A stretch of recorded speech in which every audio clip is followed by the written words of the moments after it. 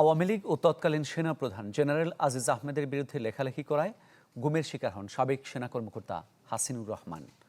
ট্রাইব্যুনালে ডিজিএফআইয়ের জেআইসি সেলে বন্দি জীবনের রোমহর্ষক বর্ণনা দেন হাসিনুর রহমান।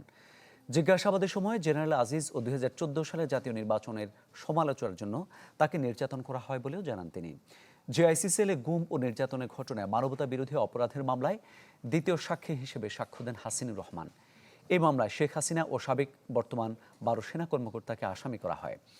এদিন জুলাই গণ অভ্যুত্থানের প্রথম শহীদ আবু সাইদ হত্যা মামলায় ট্রাইব্যুনাল 2-এর তৃতীয় দিনের মতো যুক্তিতর্ক উপস্থাপন হয়।